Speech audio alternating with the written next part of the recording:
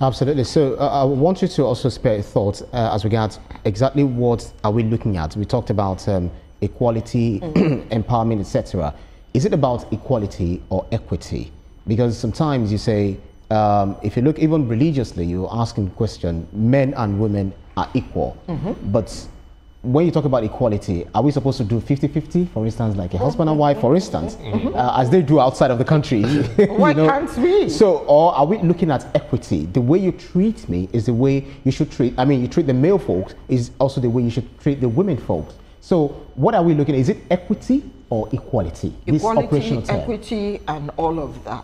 Equality is just it. I don't know why sometimes when the men hear the word equality, they just think you're coming to usurp their positions. No, I'm not going to take over your position. I shouldn't take over your position because I have mine. So a lot of women do not understand how powerful they are. Everyone in this life was birthed by a woman. Is there anybody who came by a man? So that's how powerful that a woman is. And women need to understand that. So it's not a competition. No, except Eve, that was created from the man's womb. Let's go into that. Right. You know, so we need to understand that when we talk about equality, it's about whether at work, at play, at home. Level playing field. God bless you. That's the word. That's right. You can't say that we go to look for a job or we're invited for an interview and you say to me that he's going to be paid more because he's a man. You don't say that to me. And that's why I say to young ladies, you've got to work 10 times hard and better so that you can be better than any man that they bring, you know, to you. People say it is harsh for me to say that, but I say no. When you're training yourself, you need to train yourself to get to that stage where you say, look, I am as good as anybody can think of, and you can never overlook me. So when we talk about equality, that's what we're talking about. Not to say I'm coming to take over Etomaidu's responsibility as a biological male. It is not possible. But we also need to understand that this issue of gender roles, we need to do something about it. Something like what? You can't say you have girl children, you have male children. Okay, girls, you have to go and stay with your mom in the kitchen. That's where you're supposed to be. Guy, go and play with your dad or go out, come back when food is ready. No. Everyone should be able to do whatever it is that's in the house. Contribute and get to do it so that kids don't begin to feel, oh, this one is loved, that one is favored. Everyone do the job, do what you can, and prove yourself. Interesting. Earlier on, you mentioned that there's been so many papers, communique, and all of it.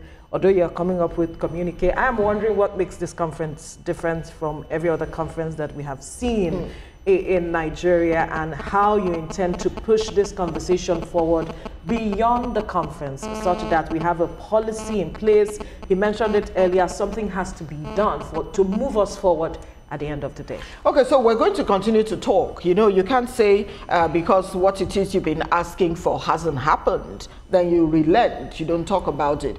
We'll continue to talk. After all, they had conversations around some of these issues in 1995. It's 30 years on. We've moved from where we were at that time, and we're inching towards where it is I want to be. But we won't get there in one day. Remember, the journey of 1,000 miles, it starts with a step in one day. So that's what we're doing. We will continue to talk, and that's why we'll have women from, you know, different sectors. There's a woman who's going to be talking about health. Not many women understand what it is when you talk about their health. People say to you, what I don't know doesn't hurt. And that's not true. You need to know what is going on in your body. And that's why we're saying we will continue to have these conversations, talk to women. Now, look at women who have attained menopause, for instance.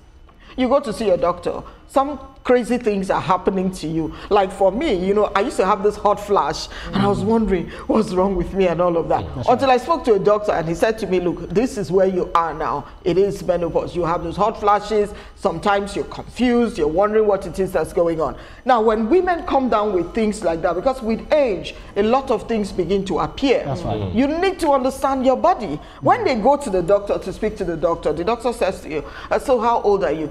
Mark you, your doctor might have an idea how old you are. Right. Because they've taken your, what's it called, your vitals, they've checked, they've looked at your file and all that. And the doctor asks the question, how old are you? She says she's 43, she's 45. Why are you telling lies? So women need to understand that whether you like it or not, aging is something that will happen. How do you embrace it? So the conversation won't just be about violence against women or poverty and what have you. Okay, very quickly, because health. of our time, you're really running out of time. So who are those that are expected to attend this? Is it for free? Is it open to us, Tuma and myself? Can the men attend so that they Can we attend? come and learn? Of course, the men can attend. There are men who are for women. They are called he for she. Yeah. He for Right. she. Yes, there are men who support women. There are so many men like that. Okay. So the conference is open to all women. All women need to attend the conference because you get to learn one or two things from there.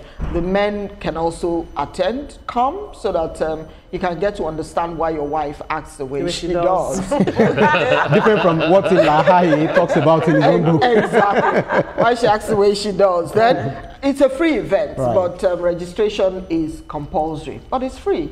And you also come there, you get to network, you get to meet people who can get to mentor you in the course of your job. Not many of us understand that we need mentors at every stage in time of our lives. I have a mentor. I'm 52. I still have people who mentor me. Absolutely. You know, no Absolutely. matter the heights I've attained Someone has gone before in you. broadcasting, Right. there must be someone who talks to you behind to say, do it like this. I have one as well. Yes. So I'm accountable.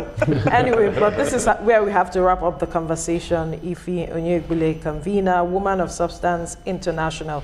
Thank you so much for your time, for bringing the color to this set this morning. Thank you. You feel proud? Of course.